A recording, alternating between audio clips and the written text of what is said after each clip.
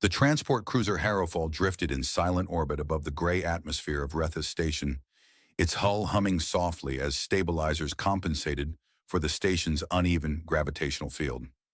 Nathan leaned against the cold metal railing of the intake corridor, watching cargo drones slide past on magnetic tracks. The air smelled faintly of sterilizer and machine oil, a scent he had long ago stopped noticing unless he thought about it. He checked his assignment slate again, though he already knew the details. Prisoner transfer, one detainee, Karathi origin, high security classification, escort duty. Nathan exhaled slowly. Escort duty was usually dull, which he preferred. Dull meant predictable, and predictable meant nobody got hurt. He had seen enough of the opposite in his years of service. Footsteps echoed from the far end of the corridor. Two security officers approached, their armored boots striking the floor in a steady rhythm. Between them walked the prisoner. Nathan straightened slightly, curiosity stirring despite himself. She was taller than he expected, though not by much, and at first glance she could have passed for human. Her posture was upright despite the heavy restraints binding her wrists and ankles, chains running to a reinforced collar at her neck. Her skin was pale, almost luminous under the corridor lights, and her dark hair fell loosely to her shoulders. Only her ears revealed what she was. Long, delicately shaped, sweeping back from her head in an elegant curve, unlike anything human. Her eyes lifted, meeting Nathan's for a brief moment as the group approached. There was no anger in them, no pleading either, only a deep, quiet exhaustion. "Prisoner Syveth," one of the officers said, handing Nathan the authorization chip. "Transfer to orbital holding deck 3. Standard protocol." Nathan nodded and accepted the chip. "Understood." The officers left without another word, the sound of their boots fading quickly down the corridor. For a moment, silence settled between Nathan and the prisoner, broken only by the distant hum of the station's reactors. "Well," Nathan said finally, keying the control panel to release the magnetic locks on the floor restraints. "Deck 3 isn't exactly luxurious, but at least the lighting works. Most days." The prisoner blinked once, as if uncertain whether she had heard correctly. "That is meant to be reassuring?" she asked. Her voice was calm, slightly musical, carrying an accent he couldn't place. Nathan shrugged. "I try to set realistic expectations." To his surprise, the corner of her mouth moved very slightly, almost a smile. They began walking. The chains clinked softly with each step she took, the sound echoing in the narrow corridor. Nathan noticed the way she favored one leg, the faint stiffness in her movements. He said nothing, but the observation lingered in his mind. The lift to deck 3 descended slowly, its transparent wall revealing layers of the station sliding past in dim bands of light. Cargo bays, maintenance levels, a hydroponics ring glowing faintly green. Syveth watched in silence for a time, then said, "Your stations are very noisy." Nathan chuckled. "You should hear them during maintenance cycles. Last week, a coolant pump started screaming like it was being murdered. Turned out it just needed lubrication." She looked at him, puzzled. "Your machines scream?" "Only when they're dramatic." A faint breath escaped her, something close to a laugh, and the tension in the small lift eased almost imperceptibly. When the doors opened, they stepped into the holding deck corridor. Unlike the upper levels, this place was colder, the lighting harsher. Reinforced doors lined the walls, each marked with glowing security sigils. Nathan guided her to a cell at the far end. The door slid open with a heavy mechanical sigh. Inside was a narrow bench, a wall-mounted water dispenser, and little else. Syveth stepped inside without resistance. Nathan hesitated in the doorway, his eyes drifting to the restraints again. Up close, he could see the abrasions on her wrists, the faint discoloration where metal had pressed into skin for too long. He frowned slightly. "That looks painful," he said quietly. She glanced down at the chains, then back at him. "Pain becomes background after a time." Nathan shifted his weight, uneasy with the matter-of-fact way she said it. "I'll see what I can do about getting those adjusted," he said. Her expression did not change, but her gaze lingered on him a fraction longer than before. After securing the cell door, Nathan remained in the corridor for several minutes, staring at the status panel without really seeing it. He had followed orders his entire career. Protocol existed for a reason, he reminded himself. Security classifications were not assigned lightly. And yet, he rubbed the back of his neck, sighing. Well, he muttered to himself, it's not like loosening a few links is going to collapse civilization. A maintenance drone rolled past, emitting a cheerful electronic chirp as if in agreement. Nathan snorted softly. Don't encourage me. Later that shift, he returned to the cell carrying a small medical kit. Syveth looked up as the door opened, surprise flickering briefly in her eyes. I'm not here for interrogation, Nathan said, setting the kit down. Relax. I just thought those restraints could use a check. She watched him carefully as he knelt and examined the metal cuffs. Up close, the injuries were worse than he had realized, the skin irritated and swollen where the edges had rubbed. Whoever fitted these, Nathan muttered, either didn't care or didn't know what they were doing. Or both, Syveth said quietly. Nathan glanced up at her, then gave a small, rueful smile. Yeah, or both. He adjusted the tension in the cuffs, loosening them just enough to relieve the pressure while keeping them secure. Then he cleaned the abrasions with practiced efficiency. The silence between them was no longer tense, only quiet. After a while, Syveth said, Why? Nathan paused. Why what? Why do this? She asked. You are not required to. He considered the question, then shrugged slightly. Because it seemed like the right thing to do. And because I hate paperwork, and if those wounds got infected, I'd be the one filling out the incident reports. She stared at him for a moment, then, unexpectedly, laughed, a soft, genuine sound that echoed faintly in the small cell. Nathan grinned. See? Practical motivations. But as he packed up the medical kit and prepared to leave, he found himself thinking that the truth was simpler than that.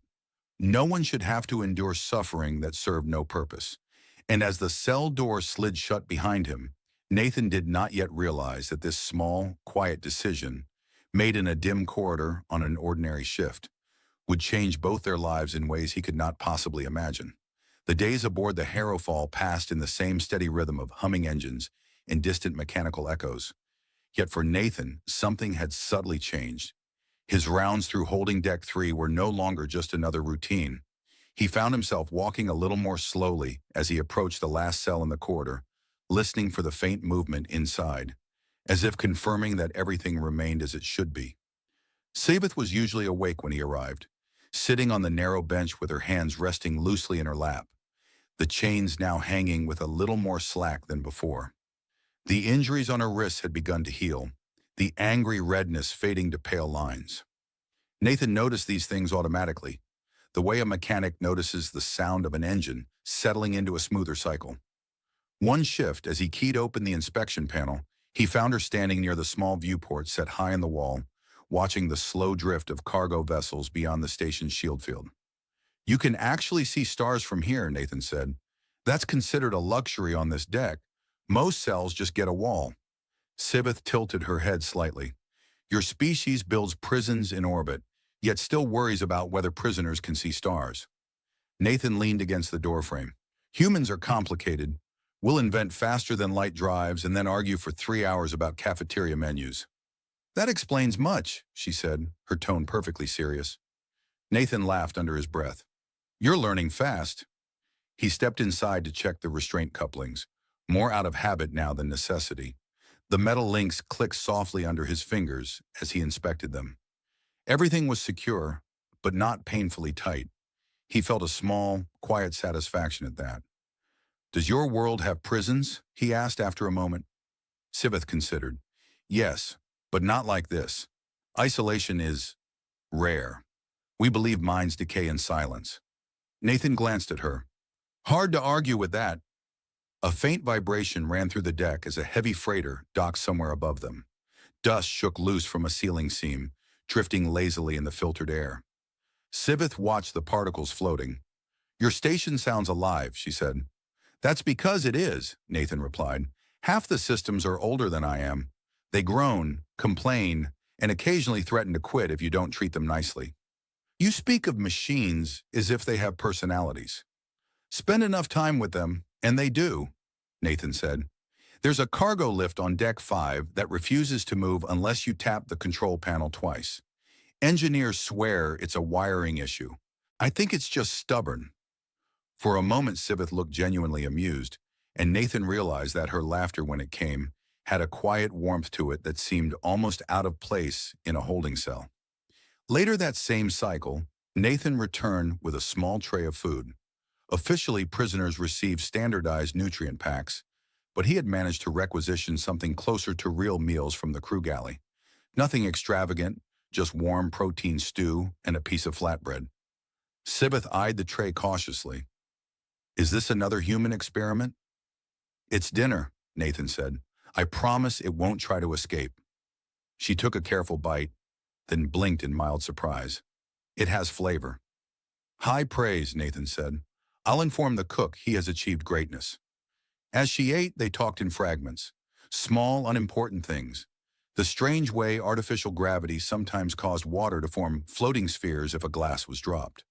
The peculiar habit humans had of naming their ships after animals that had been extinct for centuries. Syveth found this particularly baffling. You name warships after creatures that could not fly, could not survive vacuum, and were afraid of loud noises? She asked. Nathan shrugged. It sounds impressive. Battle cruiser terrified hamster doesn't have the same effect. She covered her mouth, trying unsuccessfully to suppress a laugh. The sound lingered in the small cell, softening the sterile air. Over the following days, their conversations lengthened. Nathan found himself lingering after inspections, leaning against the wall and talking about nothing in particular.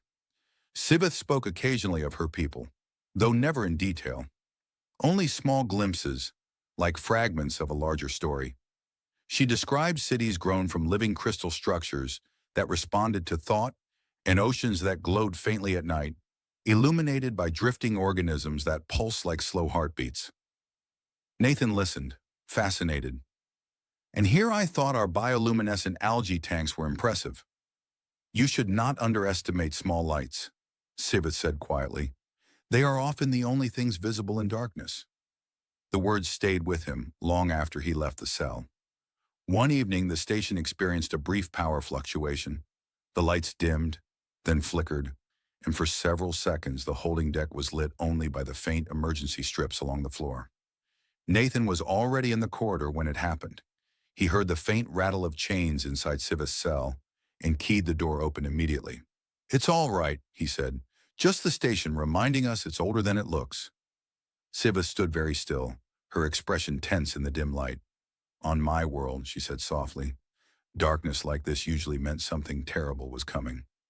Nathan leaned against the wall, folding his arms.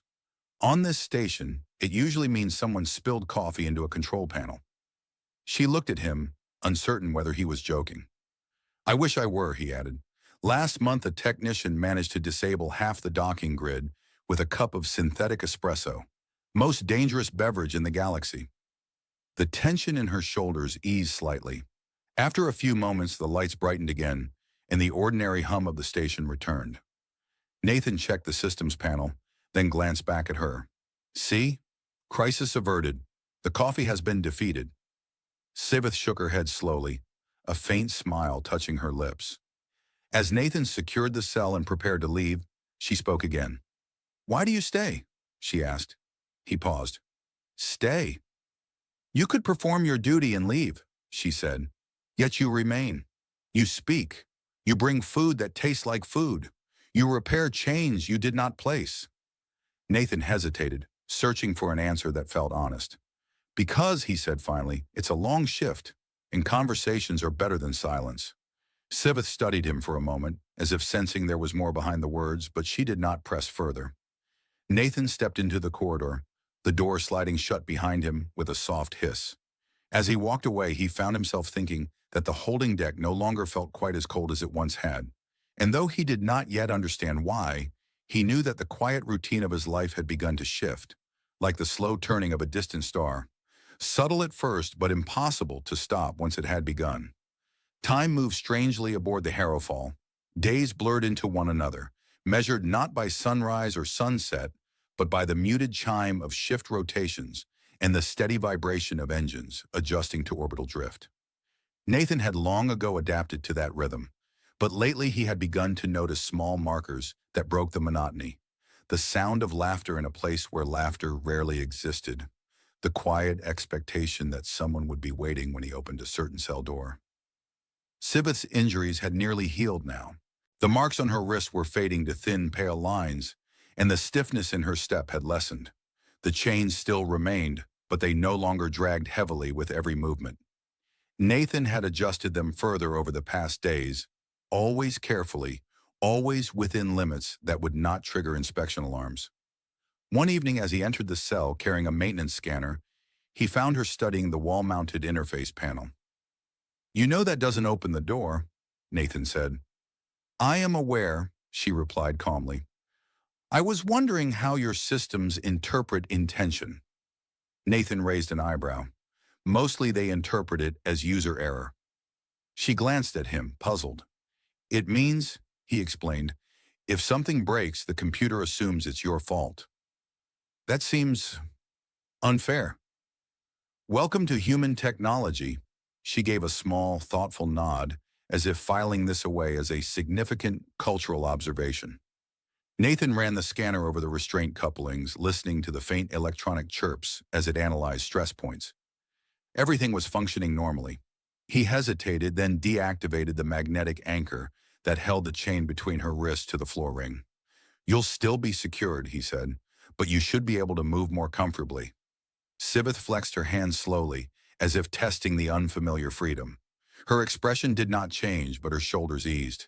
The tension leaving them in a way Nathan had not realized was always there. "Thank you," she said quietly. Nathan shrugged, pretending to focus on the scanner. "Less paperwork if you don't trip over the floor."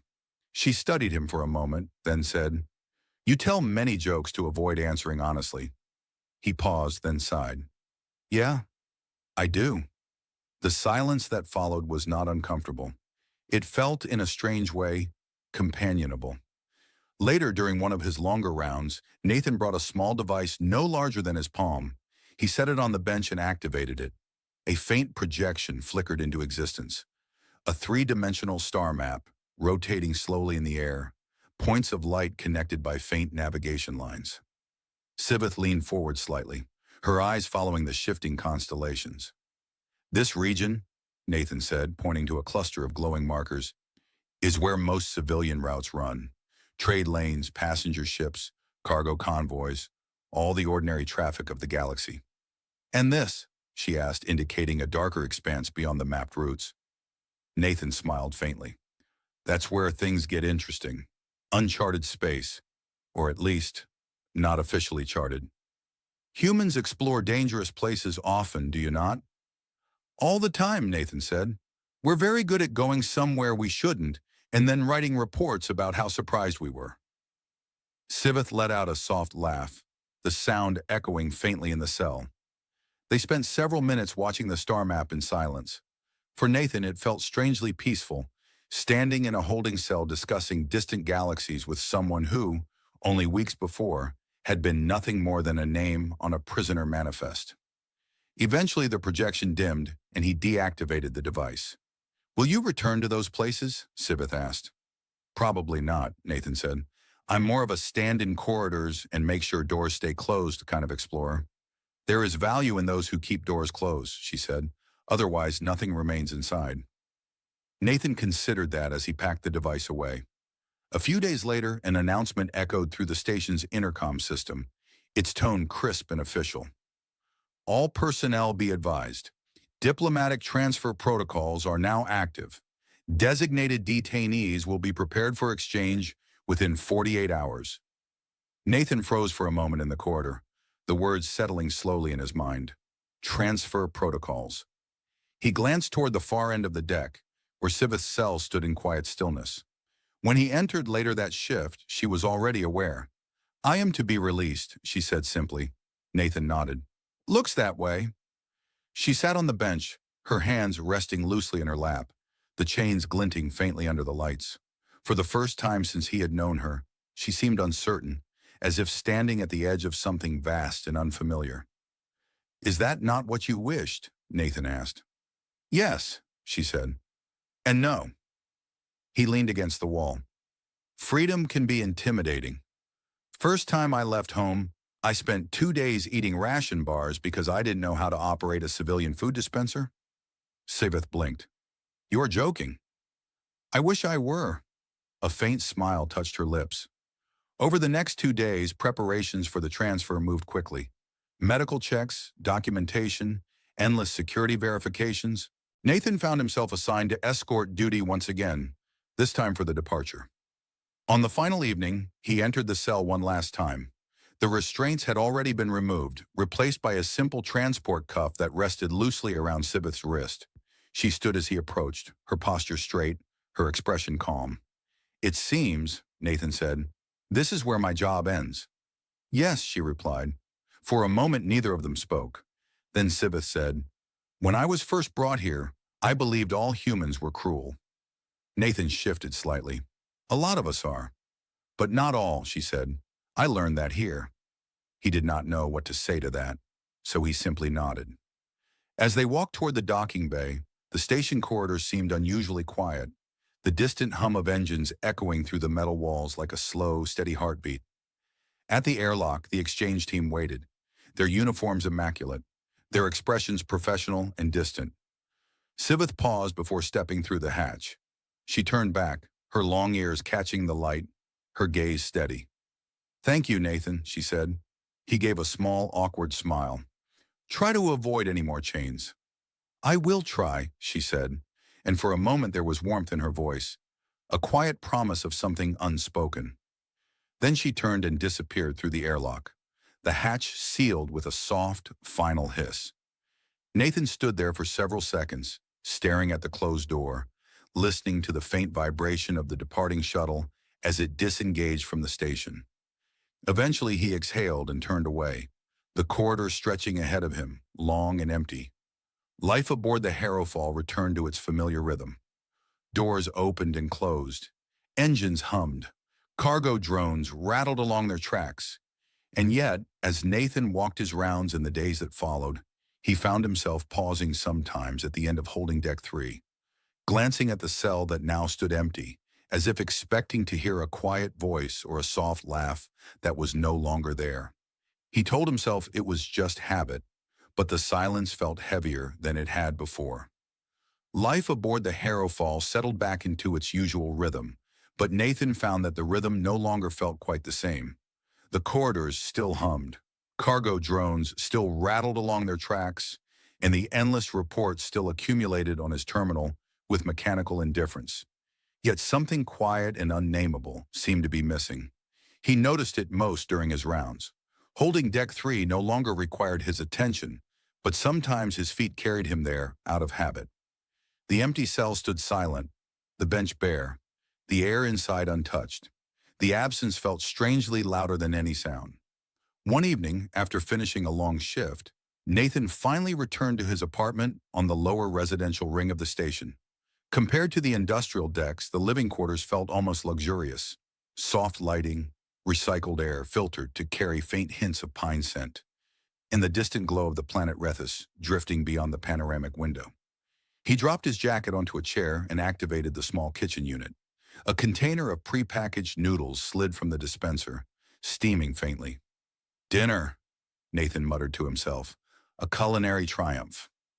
The apartment's maintenance system emitted a polite chime, as if offering silent agreement. He sat by the window watching cargo ships drift like slow-moving stars. The quiet pressed in around him, not unpleasant, but heavier than usual. Nathan frowned slightly, realizing what it was. He missed the conversations. The thought surprised him. He had never considered himself particularly sociable. Most of his life had been spent in the company of machines, procedures, and the occasional colleague exchanging brief, functional words. And yet the absence of one voice had left an unexpected emptiness. He shook his head and returned to his meal, telling himself it was simply the after effect of an unusual assignment. A sharp chime echoed through the apartment. Nathan glanced at the door panel, puzzled. Visitors were rare, almost non-existent in fact. Most of his coworkers preferred to socialize in the communal lounges rather than trekking down to the quieter residential sectors. He stood and keyed the door open. For a moment, he thought he was imagining things. Syveth stood in the corridor. She was dressed differently now in simple civilian garments of dark gray fabric that shimmered faintly under the corridor lights. Without the chains, without the sterile harshness of the holding deck, she looked different. Not just freer, but more alive.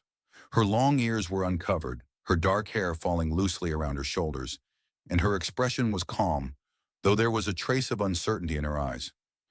Nathan stared at her in complete silence for several seconds. "You look," he began, then stopped. "You're here." "Yes," she said.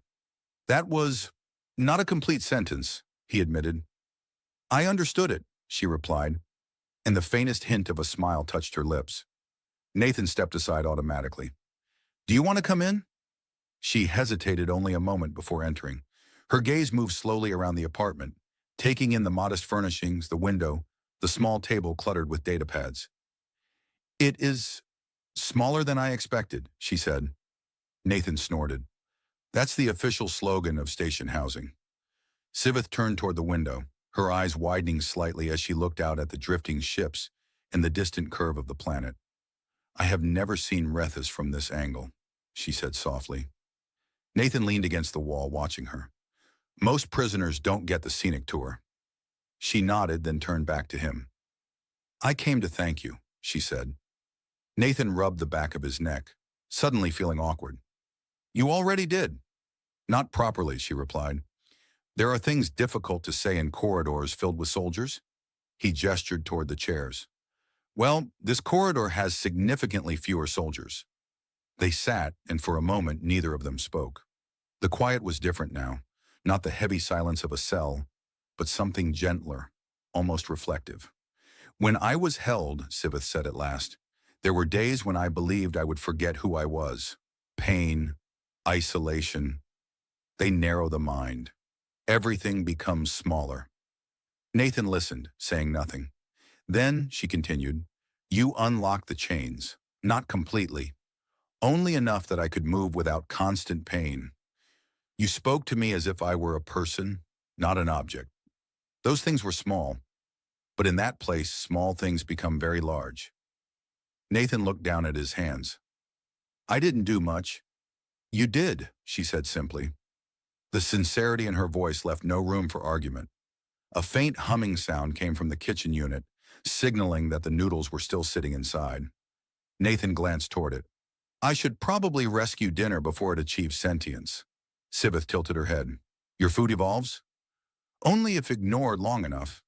She laughed softly, and the sound filled the small apartment with unexpected warmth. Nathan retrieved the container and set it on the table. After a moment's hesitation, he brought a second bowl and divided the meal. "I'm not sure how this compares to Karathi cuisine," he said, "but it's unlikely to poison you. Probably." "Your confidence is reassuring," she replied dryly.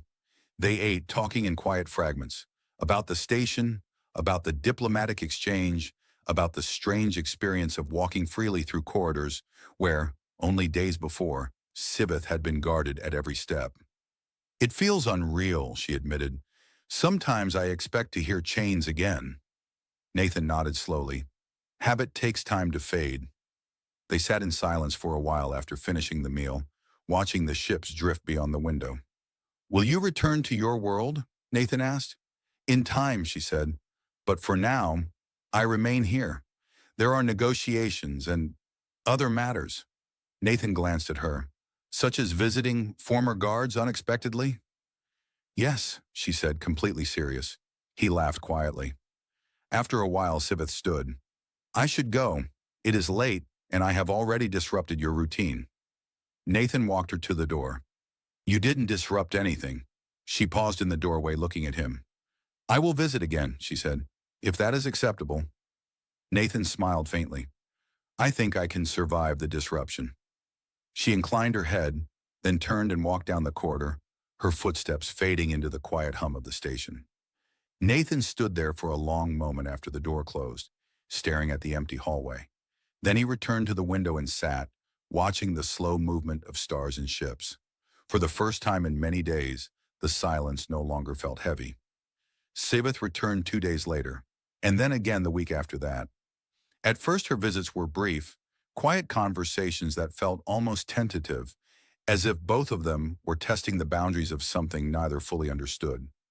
But gradually the time between her arrivals seemed shorter, and the length of her stays longer, until her presence in Nathan's apartment began to feel less like an interruption and more like a quiet part of the rhythm of his life. One evening she arrived carrying a small container made of translucent crystal-like material that glowed faintly from within. Nathan eyed it cautiously. "That doesn't explode, does it?" he asked. "No," Syveth said calmly. "It is food." "That was my second guess." She set the container on the table and opened it. Inside were small, iridescent shapes that shimmered like liquid glass. A faint, unfamiliar aroma drifted into the air, cool and slightly sweet. Nathan leaned closer, sniffed, and raised an eyebrow. "It smells like rain." Syveth nodded. "It is derived from a plant that absorbs atmospheric moisture. On my world, it grows in shallow basins where fog gathers." Nathan picked up one of the pieces and examined it. "And you're sure this won't cause me to hallucinate or start speaking in Karathi?" "I am reasonably certain," she said. "That is not as reassuring as you think." Still, he tasted it.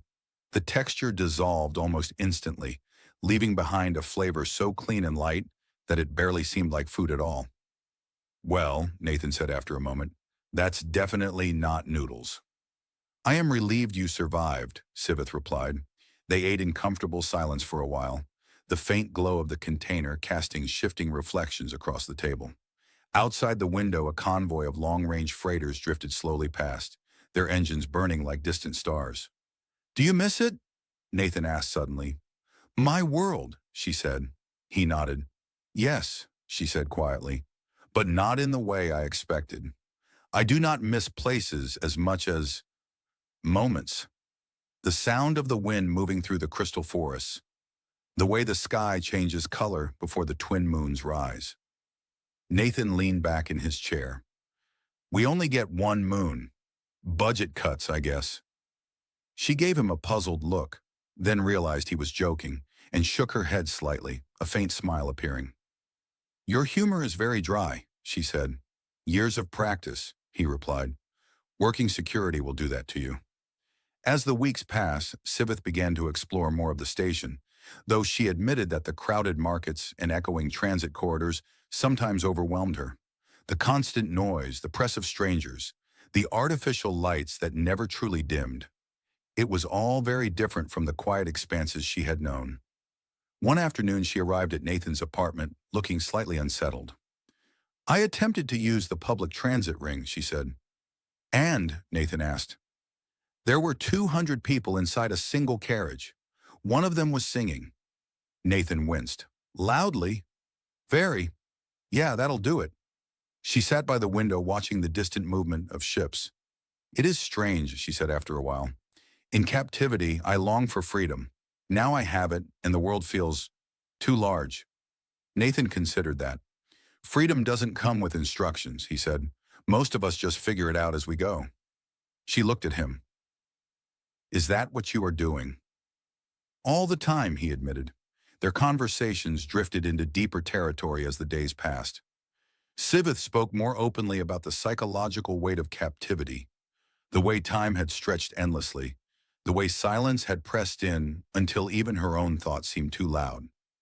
"There were moments," she said once, her voice quiet, "when I began to forget the sound of my own language.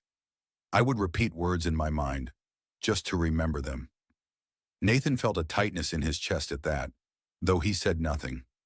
Some silences deserved to remain unbroken. Then, as if sensing the heaviness of the moment, Syveth added, "I also composed many imaginary speeches in which I lectured my captors on their poor architectural choices." Nathan blinked. "Architectural choices?" "Yes.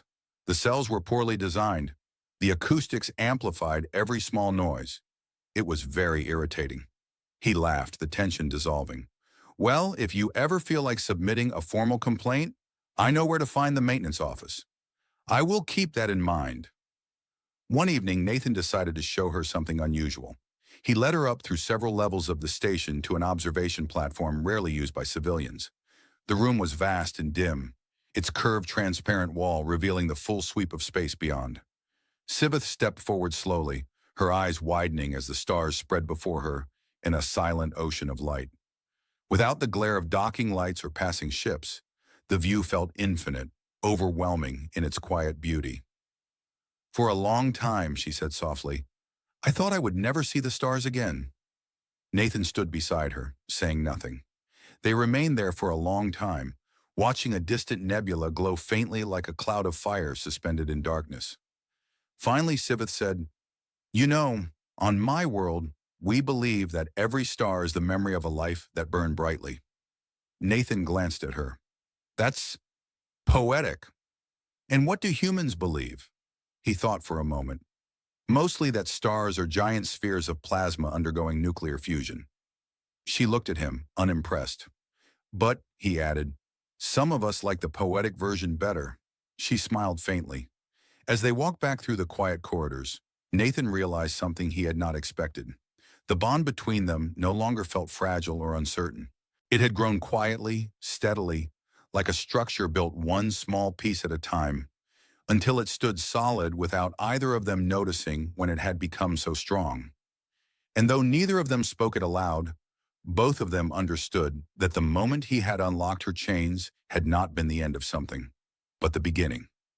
The station's artificial morning cycle brightened gradually, soft light filtering through the narrow windows of the residential ring. Nathan was already awake, sitting at the small table with a mug of coffee cooling in his hands. Outside, the planet Rethus turned slowly, its storm bands drifting like pale brushstrokes across the atmosphere.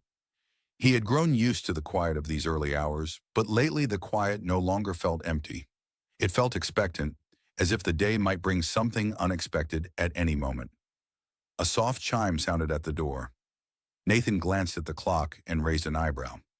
"That's early," he muttered, standing to open it. Syveth stood in the corridor, her expression thoughtful, her dark hair tied loosely at the back. She carried a small cylindrical device under one arm, its surface covered in delicate geometric patterns that glowed faintly.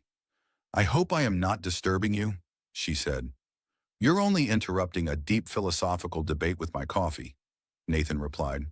"It was winning, by the way." She stepped inside, looking around with the familiarity of someone who had begun to think of this place as somewhere she belonged, at least in part. "What is that?" Nathan asked, nodding toward the device. "A sensory recorder," she said. "It stores environmental impressions, light, sound, atmospheric composition. I am required to document certain aspects of the station for the Diplomatic Council." Nathan examined it curiously. "So it's like a camera?" "Yes," she said, "but it also records scent and tactile resonance." "Tactile resonance," Nathan repeated.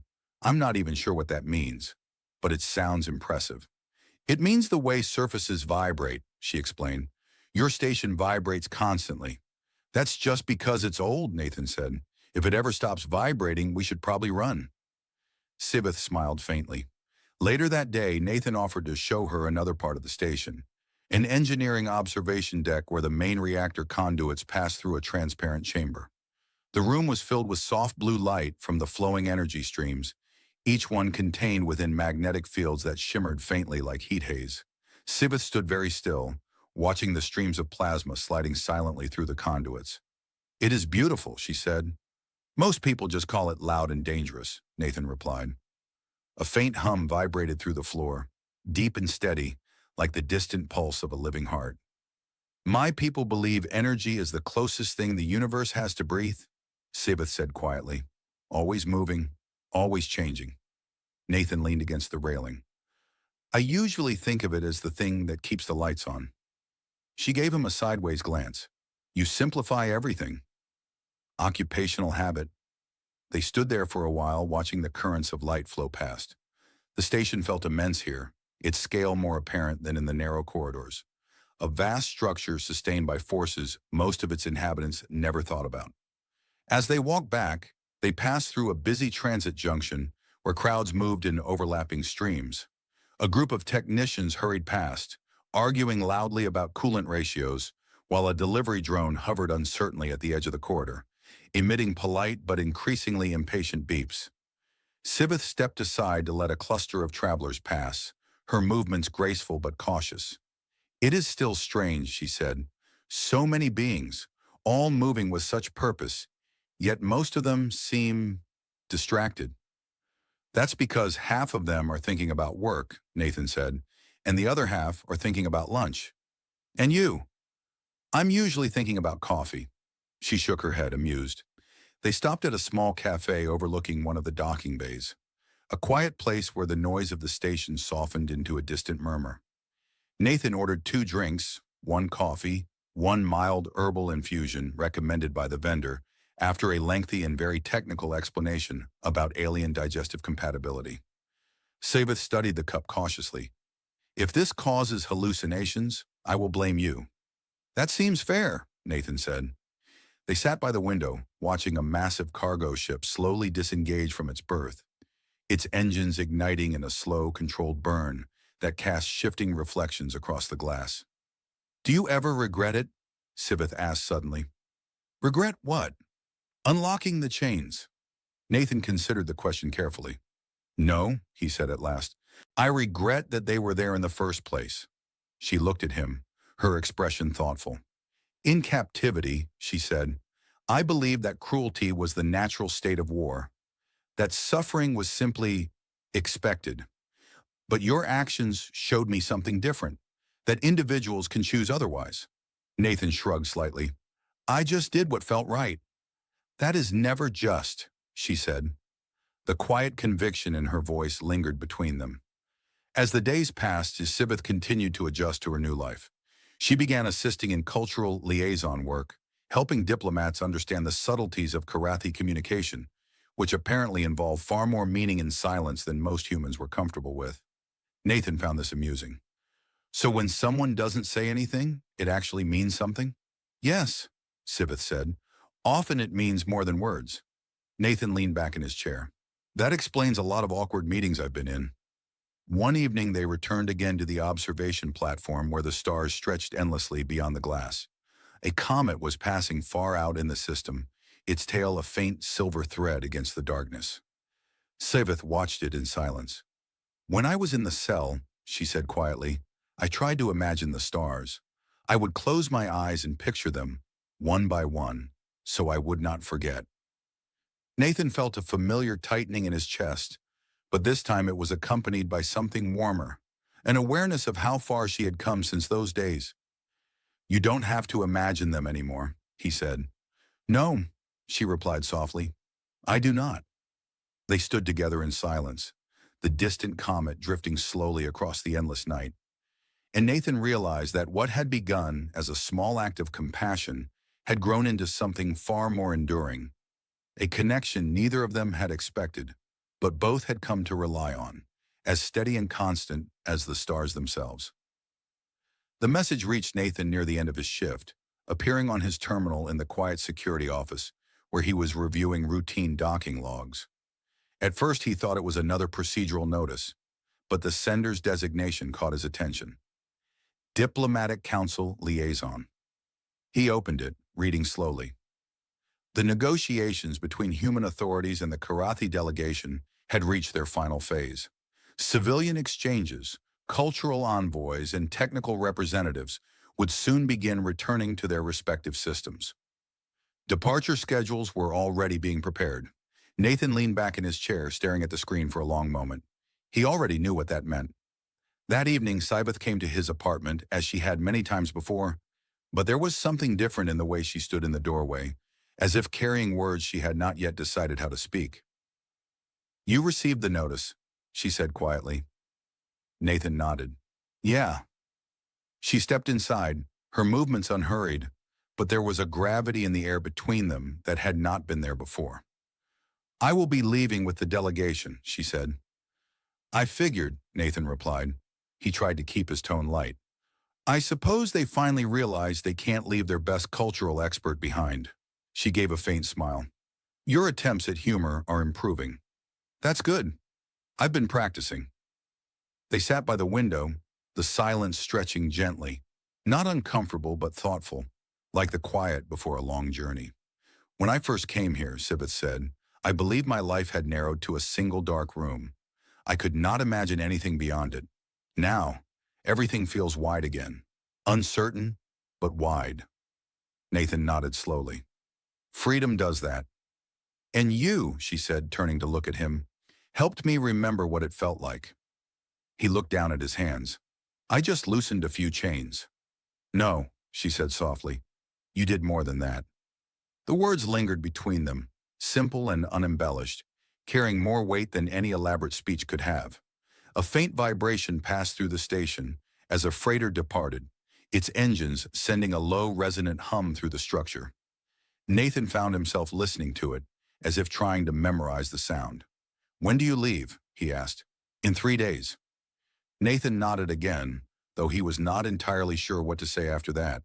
The next few days passed quickly, filled with the quiet routines of preparation. Syveth's duties with the diplomatic council increased, and Nathan's shifts seemed unusually long, as if time itself were trying to stretch the remaining hours. On her final evening, they returned once more to the observation platform. The stars burned cold and steady beyond the glass, and the great arc of Rethus glowed faintly below, its atmosphere shimmering in reflected light. They stood side by side, saying little at first. I used to think, Nathan said at last, that one person couldn't really change anything, that the system was too big, too complicated. But I was wrong. Syveth glanced at him. What changed your mind? He smiled faintly. You did. She was silent for a moment, then said, On my world there is a saying, a single thread, woven at the right place, can hold an entire tapestry together. Nathan considered that. I like that better than most human sayings. Ours usually involves someone tripping over something. She laughed softly and the sound echoed in the vast room, light and warm. Later, as they walked back through the quiet corridors, Nathan felt an unexpected calm settling over him. There was sadness, yes, but also a quiet certainty that what they had shared would not simply vanish with distance. On the day of departure, the docking bay was alive with movement. Delegates, technicians, and crew moved in coordinated streams, cargo containers sliding along magnetic tracks, the great transport vessel waiting beyond the airlock like a silent, patient giant. Syveth stood near the boarding ramp, speaking briefly with another envoy. When she saw Nathan approaching, she stepped away and met him halfway across the deck. For a moment, neither of them spoke. I suppose this is where we say goodbye, Nathan said. Yes, she replied. There was no dramatic farewell, no grand speech, only a quiet understanding that some connections did not require elaborate words. Syveth reached into the pocket of her coat and handed him a small object, a smooth disk of pale crystal, faintly warm to the touch. It is a memory stone, she said. It records impressions of places and moments. This one holds the sound of the wind in my home forest. Nathan turned it over in his hand, feeling the subtle vibration within it, like a distant whisper. Thank you, he said quietly. She inclined her head, her long ears catching the light. And thank you, she said, for seeing me. The boarding signal sounded, a soft chime that echoed through the bay.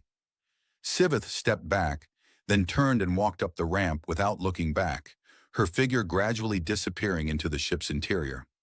Nathan stood there until the hatch closed and the great vessel disengaged from the docking clamps. Slowly, almost imperceptibly, it began to move, drifting away from the station, its engines igniting in a silent flare of light. He remained in the bay long after the ship had vanished into the distance. Life on the Harrowfall continued, as it always did. Ships arrived and departed. Corridors hummed, reports accumulated, but Nathan found that he was no longer the same person who had once walked those halls without noticing anything beyond his duties. He spoke more often with the crew, lingered to watch the stars, even found himself volunteering for assignments that involved helping newly arrived civilians navigate the vast, confusing station. One evening, weeks later, he stood again at the observation platform, the memory stone in his hand. When he activated it, a faint sound filled the air, the whisper of wind moving through distant forests, soft and endless, carrying with it the quiet echo of another world.